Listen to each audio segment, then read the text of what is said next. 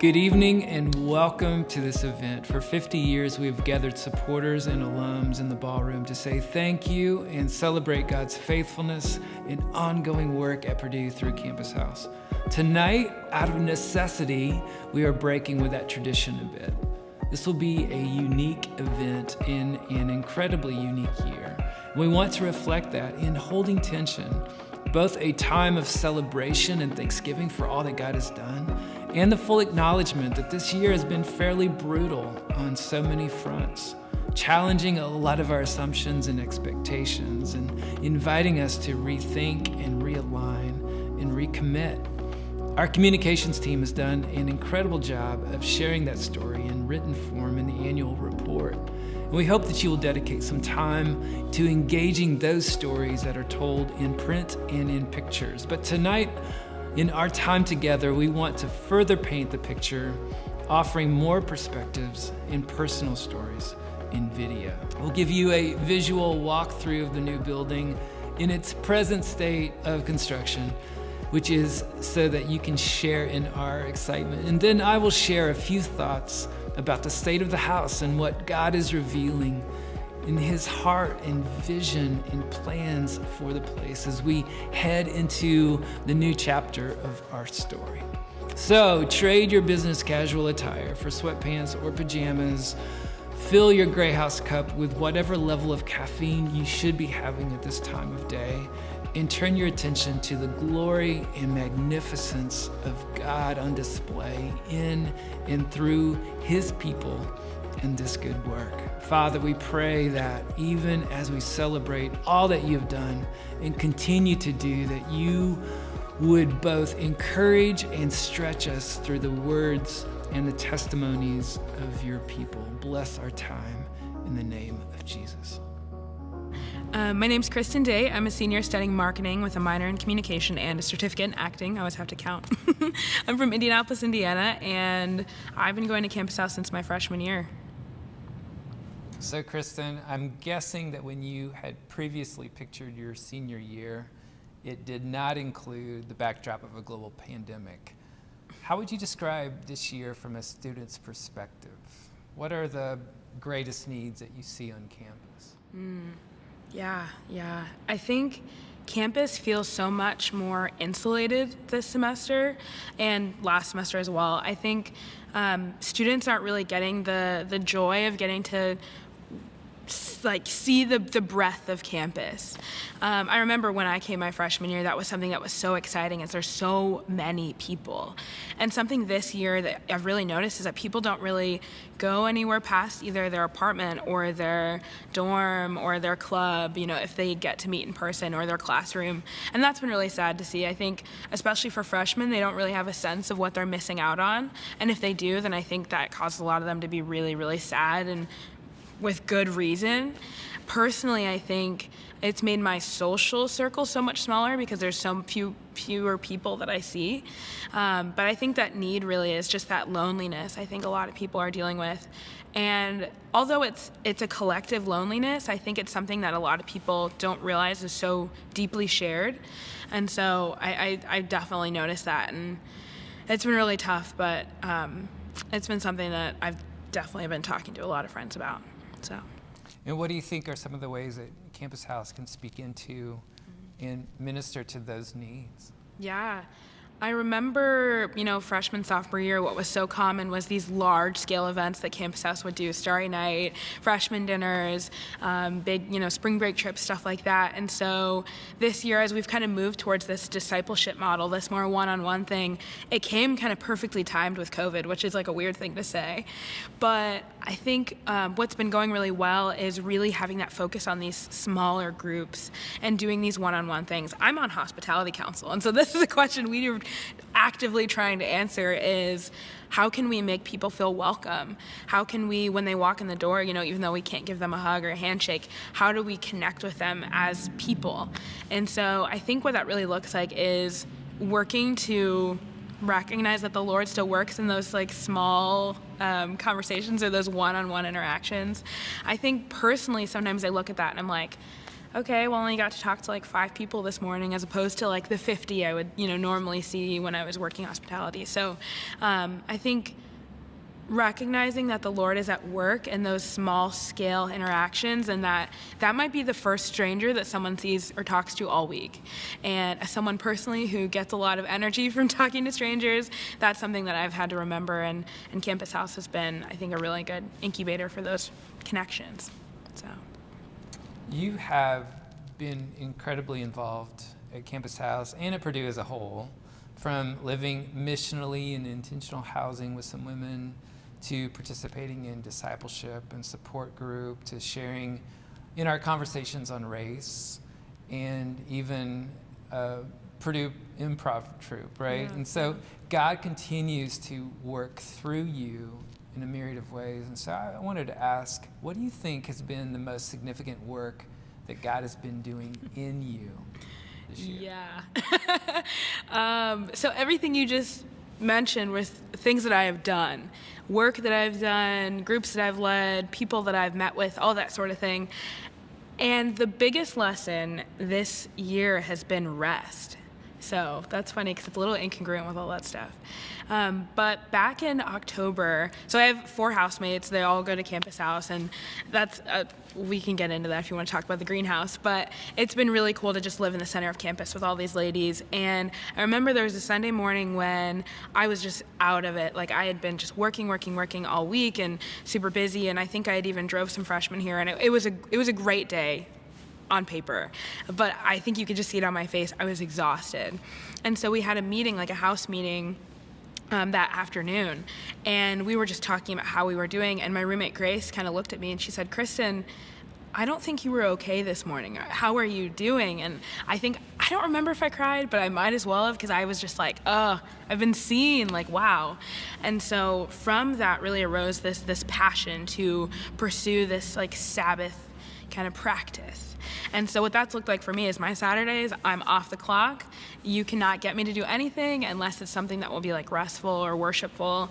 And so taking on that practice has just been so overwhelmingly good for me. And I think I'm someone who, even if I won't admit it, I get a lot of value from being busy. And I think I'd admit it most of the time. But what that really has looked like is reminding myself that I am still valuable aside from anything that I'll ever produce. And that has been really, really good. So that's what the Lord's been doing in me. And I think in doing that, my faith has just exploded. And I think God's been really kind to me in taking that time. So, yeah. Awesome. I'm Julia Meyer, and I attended Purdue from 2000 to 2004, and then became a board member about 6 years ago, I think. So. As both a student and now a board member, you have a unique vantage point on how God continues to do new things in new ways through this ministry. So what's your perspective on where we are now as a ministry? I think that some things are the same, and that's beautiful. Like, you guys still have a heart for students, and you want them to know Jesus. You love them well and come alongside them wherever they're at, and that hasn't changed. But some of the things that I think have changed are how you guys adapt to what's going on in the culture, and I think feeling like you guys are missionaries here, and this is where you've been planted, and just reaching those students and forming deeper relationships, finding out who they are, what's going on with them, and learning about them, and letting them come alongside you also, and just learn new ways of living, and seeing truth in with God's light, and having that personal impact of just those stronger relationships, I think, is such a need right now, and I see how you guys are working at that and driving for that. What about in your own context? How are you and Joe living out this call of Jesus in your own lives and family and neighborhood? Yeah. So church definitely looks different for us right now. We are doing church in our neighborhood. we had a lady who was going through difficult times, and when churches closed down, she started this hymn sing on Sundays where we would meet at a parking lot in our neighborhood and gather together and just worship. And over the months, it's changed a little bit. Now we typically meet at our house, and it isn't just singing together, although we have put together now what we call the Lexington Woods hymnal book. But we also share scripture and pray for one another and share what's going on in each other's lives. The kids bring things that they've been reading over the week and have verses to share or prayers that they lift up to, and that's just been really awesome. So I think, we've had a heart for loving our neighbors, and in the past it was just challenging to really feel like we were deepening those relationships. Everybody was so busy, and I think in the last year that's changed quite a bit, and people are home more, and they are really craving those relationships. So it's really sweet to be together, and we all got dogs about the same time, and all do walks a lot more and puppy play dates. And so it's just been a really neat thing to see how God has opened the door for us to be a light in our neighborhood and love others well and join together. What an awesome example of just being family on mission. It's very cool. This past year obviously has had all kinds of challenges. And so has there been one thing that has surprised you in a life-giving sort of way? I think through the difficulties, seeing where God is just always a step ahead, and He has opened up so many sweet relationships, and even our neighborhood has gone through some really hard times in the last year between health issues or deaths, injuries, just different things. And I think having that stronger support system has just been life-giving to all of us, that we've done prayer walks or to be able just to love on one another and pray for one another through it. That's cool. All right, speaking of prayer, any specific prayers for Campus House, for this next generation? I just pray that they can be open and vulnerable enough to allow others to come alongside them and love them where they're at. Thank you. Welcome. I'm Jason Thiemann, and I work with Mission Aviation Fellowship. It's a organization in 30-some countries that uses small airplanes to support church building and community building around the world in places that are hard to get to. Here in Lesotho, we operate the Lesotho Flying Doctor Service. There are 12 clinics in the remote mountains that are either very far from hospitals and other services, or have zero roads to them at all. So we carry nurses and medicine and vaccines and everything needed to keep these clinics operating. Lesotho was one of the last countries in the world to actually register positive COVID cases. But even before that, we went into a very strict lockdown because Lesotho is totally surrounded by South Africa, and cases were growing rapidly there. With Lesotho not having the resources that other countries have, things like ICU beds and even enough oxygen, the ability to test massive numbers of people, the government has been very cautious and careful. And most of the last year, we've been in fairly tough lockdowns. We're not supposed to leave our houses except for grocery shopping or going to work, and social gatherings have been extremely limited. And that has been a huge strain, especially on our families. We also do the Lesotho Flying Pastor service.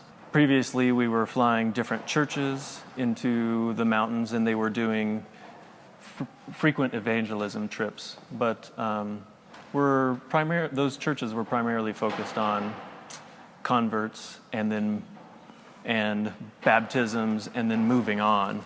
We found that people here are eager to say yes to outsiders and to anyone in authority, which most pastors are given very high respect and authority here. So while you might have 100 people respond to a service and say they give their life to Jesus, maybe one or two actually have any meaningful response to that at all. So we revamped the Flying Pastor program and are trying to do more discipleship. Instead of hopping from airstrip and village to village, we are focusing on one place for the long haul, and the pastors visit for 1 week every month. The trips are focusing more on encouraging the new believers, supporting them in their struggles, and discipling them.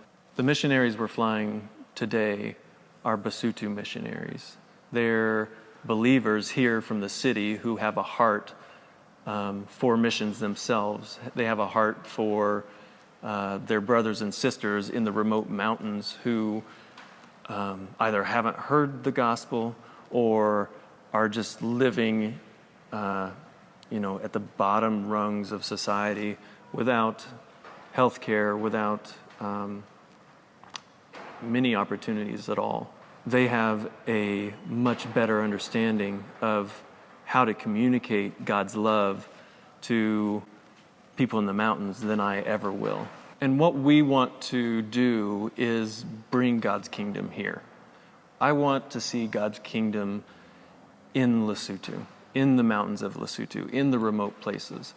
And to me, that doesn't mean pastors and church buildings all over the place and everyone professing Christianity. What that means to me is people who are transformed by God's love, and not just transformed by what they believe, but transformed wholly. We want to bring the fullness of life to people in terms of community development, access to health care and other goods and services. I think the gospel is about redeeming mankind into all that God desires for us. And that is absolutely, connected to faith, but it's also so much bigger than that. And I think what missions is moving into, what the church should be moving into, if we're not, is just being where God has placed us and seeing what He is doing around us and joining Him in that, asking Him how He wants us to be involved in what He's already doing. For Campus House, I'm excited about the questions you're asking about discipleship and what it looks like, especially in this world of COVID and restrictions and changing culture and even maybe warring culture in America. I think asking questions, I think doubt is a really good place to be with God, because it draws you to Him and has you rely on Him and not know exactly where He's going, but having an open hand and a trust of Him to lead you. And I think that's where Campus House is right now, and I'm excited about where God will lead in that. My name's Jason Hendrick. I'm a family practice doctor for 20 years in Lafayette. My wife and my family and I, we are involved in a lot of different things. I'm mostly just trying to know Jesus, love Jesus, express that love to him, and let him lead us where he wants us to serve every day. A lot of times that happens in the office, obviously. For me, a chance to serve with patience and love them and lead them through their lives. But we also do that in a not-for-profit here in town that's been going for many, many years, where we try to share God's love with people who just maybe really don't feel comfortable in a church building or an organized church type setting, and then try to disciple them along in their journeys. And then, of course, we've been involved with Campus House in a variety of ways for a really long time. So we sort of have our hands in a lot of pots, I guess you could say. As a doctor in the midst of COVID, how have you held in tension both the sadness and the grief with the deep hope and the reality of Christ? Could you put some words around that? I think COVID is sad. There's no way to get around it, and not just the illness itself and the ramifications of it, but what it has done to our culture, how people are treating each other, how people polarize and harm each other, many times with COVID at the heart of the problem. And so it's been a very grievous time for me. As a physician, watching people die, watching people take their own lives, watching people divorce and just harm each other. Domestic violence is just nasty right now. And so dwelling in the middle of that all day, every day, and just, it's heartbreaking to see what honestly sin does in the midst of people's lives. But I think in my life, in very hopefully psalm-like ways, that enters into a prayer. And so sadness is never sadness by itself. Sadness is always sadness into song, not literally, but sadness into a reaching back out to God. Like, here's my sadness, here's the heartache of the world, what do you want me to do with that? And so sadness is never very far removed from hope, because God always is giving the hope on the backside of the sadness and infusing it. And what's interesting is, to me, it always creates a circle, right? Because I give that sadness back to him, what feels sometimes like 1,000 times a day, just to kind of survive it, and to feel like I can have words to speak into traumas that I haven't experienced, And then what happens is, as I enter into God's hopefulness and joy and goodness and life for me in the midst of the darkness of the world, it seems like he's always pointing me right back to the sadness. It's never just dwell in the hope. It's always dwell in the hope and then deliver the hope, or hold the hope out for someone else, or embrace someone with the hope, or journey alongside someone with the hope. So it's like this kind of around and around I go, where the hope and the sadness and the joy and the sadness get this intermingled in a really weird way that most people don't understand how those two things coexist so well. But I think Jesus models it so beautifully, how he can be such a man of freedom and joy and wonder and amazingness, and at the same time be a man of sorrows. It's pretty illogical until you begin to live that way. And then you start to realize that that's really the Jesus way, is that the tension, although it's not really, right? In a lot of ways, it's not really that tense at all. It actually is quite natural for the way that Jesus moves in the life of a person when you really are trying to live in the midst of that best you can. You have been a part of Campus House in a myriad of ways. This year, you and Melissa are leading one of our house groups. And so I wanted to ask, what have you seen in the students you are leading? Yeah, again, I could answer that for a long time. I think we have a lot of freshmen in our group. And so one of the things that we've seen, especially very, very early, was that they were very lonely. I think students, I came to college when I went to college 3,000 years ago. And it was exciting. Like, there were all these relationships, there was all these new people to meet. It was just lively and wonderful and full of just like, everything was exploding with goodness. And what these students have found this year is that they've arrived alone. And they've sat alone. And so a couple of our students actually have roommates, and so that's been really good for them. But I'd say the number one thing we've seen is that they've been lonely, desperate almost for relationships and somebody to care about them. But what's interesting is that we've seen that very quickly overflow, and they have met with goodness and life in house group and each other, which is really cool. But then very quickly on the backside of that, they've been excited to go and like, how can we help some of these people who are locked in their rooms all day, 24/7, 365, where it just feels like they're just like almost in prison because of COVID. What are some ways that we can reach them?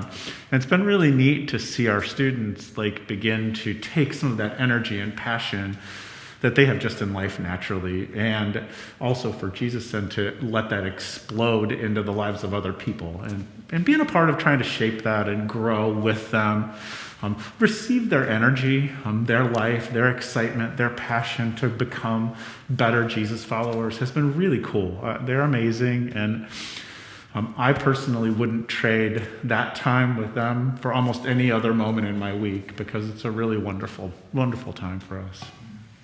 This is a new season for Campus House. What are you excited for? What do you hope for? Yeah, it's a good question. To me, the direction of Campus House, where Campus House is now and what it's becoming, is increasingly focusing on the relational development. So the development of relationships with people, the development of a really deep discipleship growth, or a desire to really become a Jesus follower in saturating amounts. And then what does that look like? Like, how can we walk together through that, rather than it just being a, here's how you do it, now go do it. It's a, here's how to do it now. You can't really take my hand because it's COVID, but I'll walk next to you in our masks, and let me show you what it looks like. Let's live it out together. Let's be together in the journey, and walk through it. And my experience is that relational development and people, right, and loving well is what Jesus is really all about. His love for us is what is redemptive, right? It's amazing. It's what takes us out of the brokenness and sin of our lives. And then our love from him, expressed in the lives of other people, is what allows him to be redemptive through us into them. That's exactly what Campus House is heading toward. That's what we're doing, like every day. The motion, the communication, the mission of Campus House is all about how can we love well, how can we receive God's love, how can we give God's love, how can we share God's love. And that's really what the gospel is. And so, you asked me what I hope for. It's right on. I hope for everything. I don't see why we wouldn't, because our God is plenty big enough to do really amazing things with that kind of mission. I'm Roland Winger. I graduated from Purdue in 1985 in agricultural engineering, and I currently work as a senior vice president of clinical operations for Alicos. Can you put into words what this most recent chapter has been like in the Campus House story for you? It would be easy to say that this is the biggest thing that's ever happened to Campus House, and maybe in visible scale, it certainly is. But there's been so many big things that have happened in the life of this ministry over its history that had they not occurred, we wouldn't be here today.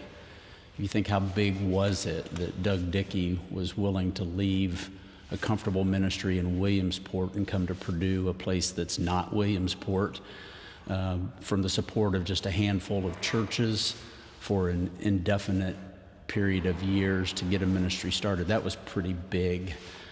for the university to lease a house at 329 Russell, for the ministry to have an office and place to meet. That's a big thing. Had they not had that, the ministry would have struggled.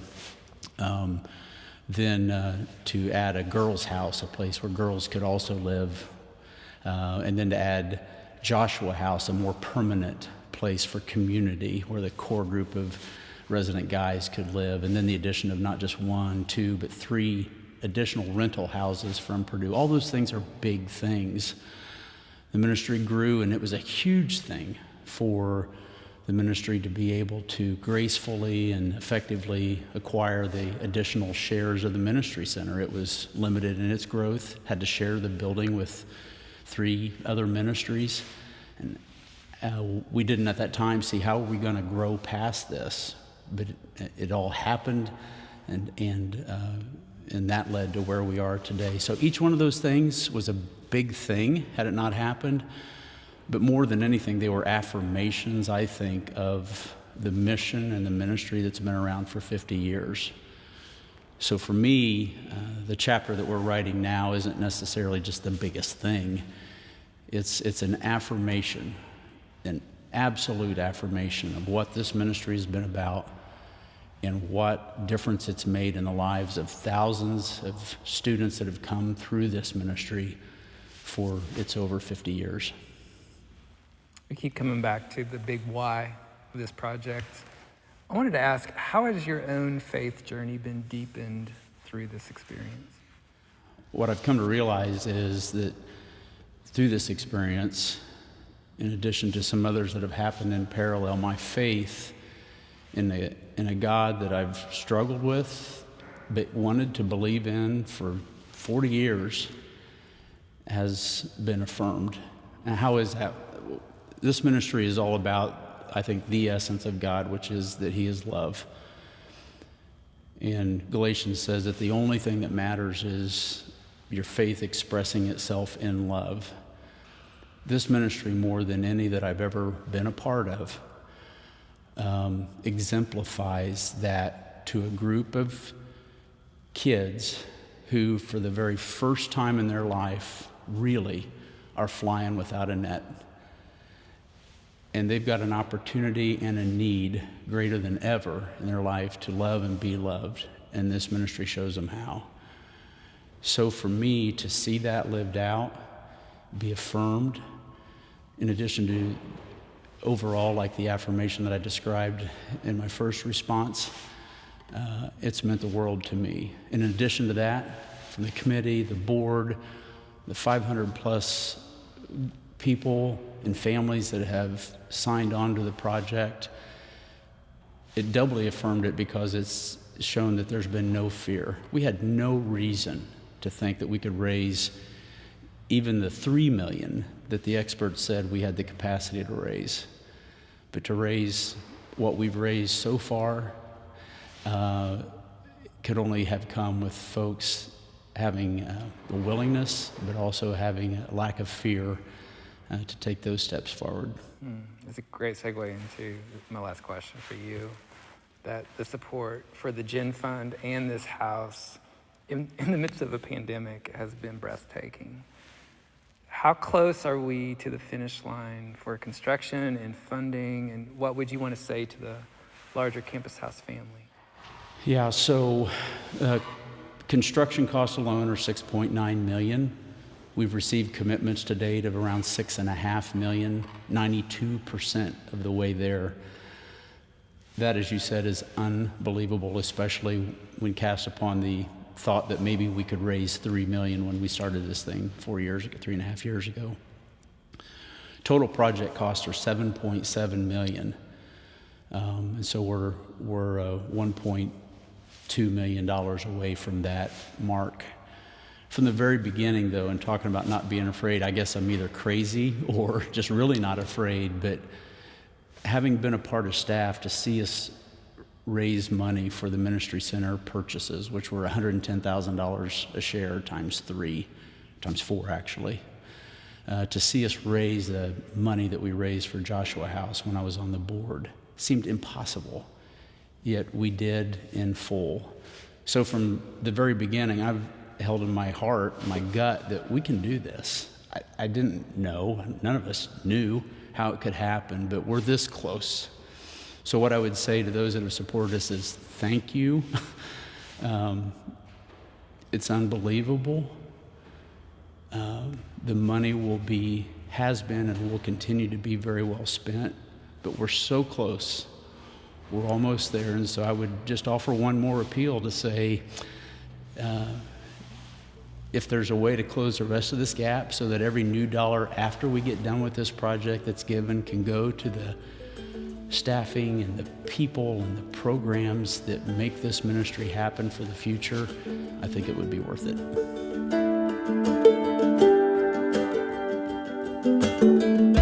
So we wanted to give you a little walkthrough of the new space, and we'll start here in the parking garage, which has 15 spaces. If you remember, the variance process was included a variance on parking because originally we needed 150 spaces. That wasn't going to happen.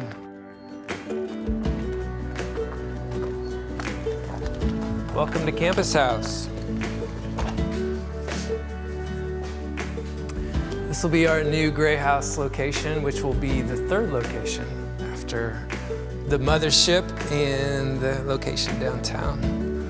So a little bit smaller than the original one, but very cool space. This will be the counter. This is the actual counter that we're using here. We're going industrial with this one. But this is a really cool feature. This is a walk-up window, so we can do carry out very easily, even have a heater there, so that's really cool. Yeah, walk this way. We've got some pantries and storage and food prep and all of that back in that area, and a bathroom for Gray House customers. And then this is our lobby. Over here, just the doors coming into the building, welcoming students, and then they'll come into what will basically be a living room. We'll have some couches and rugs and countertop over here. Kind of a spillover for Gray House and Campus House both, but we want this to feel really inviting. There'll be an information desk here, and all of this will be a big brick wall, similar to what we have at Gray House. And then we wanted just some multifunctional rooms, and so we have these meeting rooms back in this space that can be used for discipleship and small groups, but also for students just to have a place to study or to be during the week. But this room is a designated prayer room, and so it'll be open day and evenings for students just to come and pray and have prayer groups and prayer meetings, and so we're excited about that space a lot. Walk this way.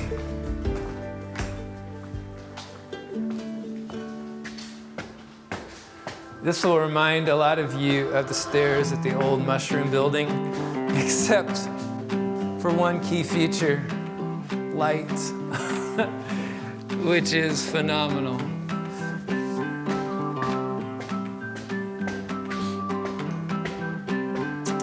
This is coming up into the lobby of the second floor, and this will be just a welcoming place. We'll have some bathrooms over on that side. This area here will be basically a welcome station. It'll give them some information about how they can connect with Campus House and be a part of small groups and be a part of just the life of the fellowship. So we'll have some couches. This is cool. This is a outdoor patio that will be open during the day. We'll have some tables and chairs set up out there as well. And then we've got a couple large classrooms, multi-purpose rooms that can be used for small groups, it can be used for classes, it can be used for just a variety of activities, but we'll have TVs and whiteboard, and then the little nook over there will also be used for discipleship and conversation. This is kind of cool. This is another multi-use space. Again, we can use it for small groups and for classrooms, but also for childcare. So this will be set up with cabinets and toys and a room for moms to nurse their babies. Walk this way. This is our elevator. And again, another awesome feature of this new building is to actually be ADA accessible.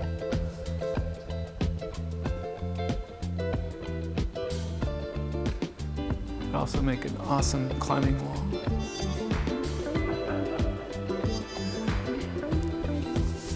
Walking into the worship space.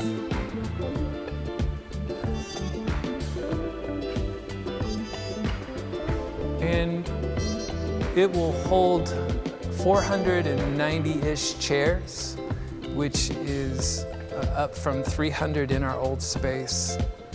But obvious, the light that comes in this room is very sweet. This is a cool space. This is where the stage will be, right here. We have a portable baptismal, which will allow us to actually do baptisms inside instead of the horse trough outside. Walk you back past the sound booth. All of that's getting wired in the next couple of weeks. And then this is the kitchen. If you ever visited our old kitchen, it was the size of this box right here. So quite an upgrade. And it'll be really just a professional kitchen that will be able to do meals for international students and for our community on a pretty big scale, which is amazing.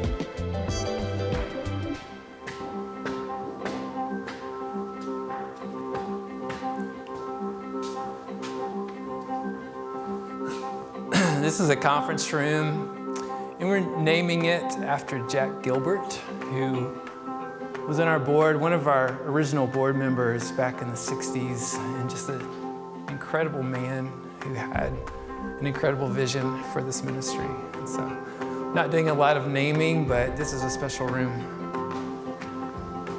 in memory of Jack. And then this third floor space is mostly staff offices, and we'll have a workroom in this corner that will have lots of storage and cabinets, but also a big island to do some projects on.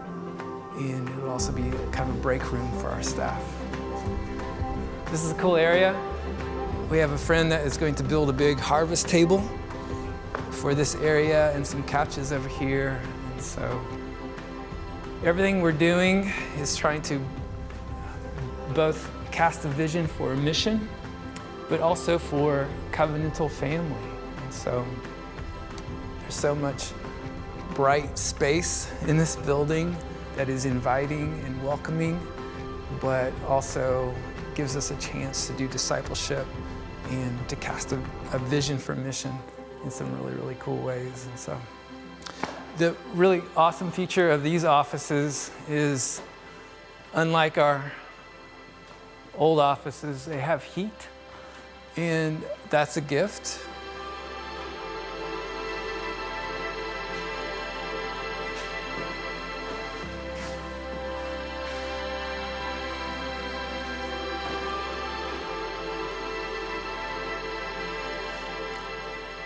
But that's it. That's the new building. Hope you enjoyed it. Thanks for building it.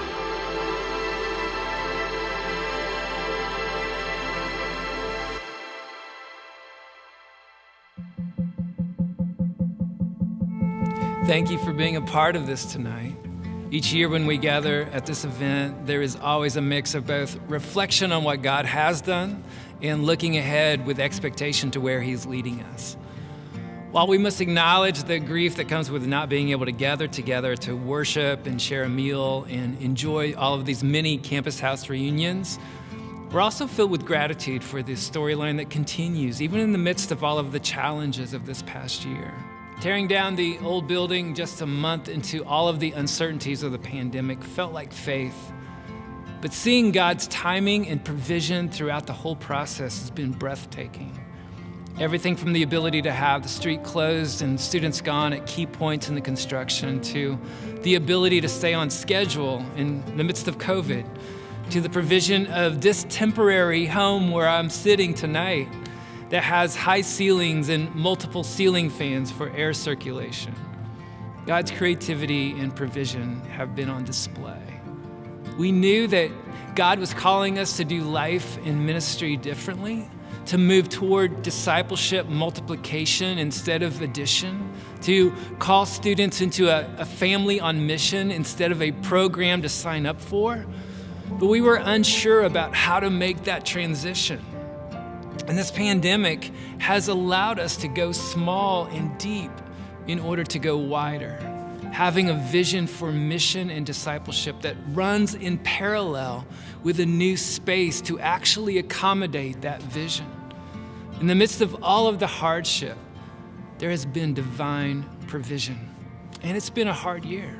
Students have struggled to find some semblance of community and normalcy. There have been physical, emotional, mental, and spiritual ramifications of this pandemic. We have a fraction of the Sunday numbers that we're used to seeing and are so ready to be able to gather and practice hospitality and reach out to the campus in ways that aren't so restricting. But in this life in the in-between, the essence of the gospel itself is this both and reality of deep sadness mixed with inexplicable joy, of present pain held in tension with eternal hope, of a king and his kingdom that is both transcendent and imminent. It is both here and now and coming in its promised fullness. And this is the place we find ourselves, invited to engage our hopes and expectations and to wrestle with our limitations in light of God's promises.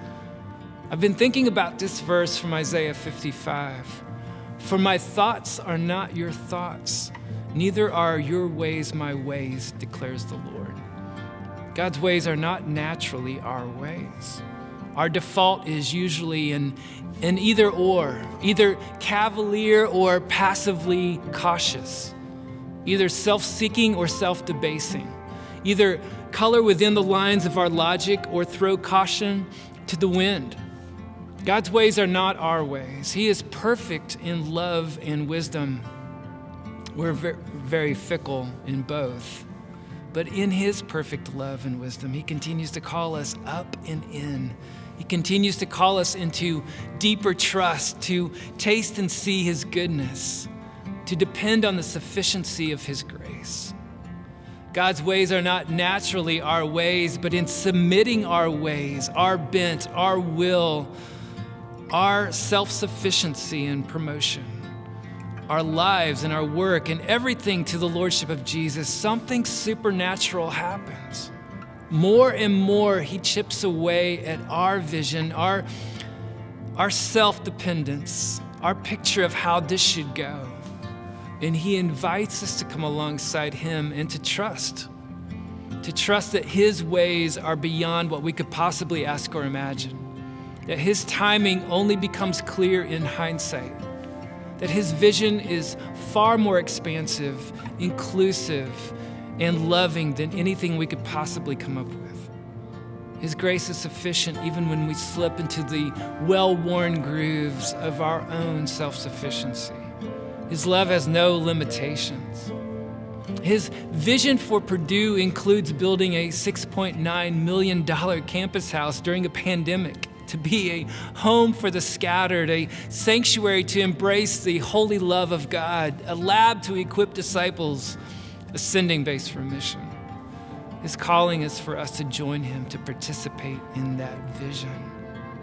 God's ways are not our ways, but may we humbly, prayerfully, faithfully, and joyfully make his ways our ways.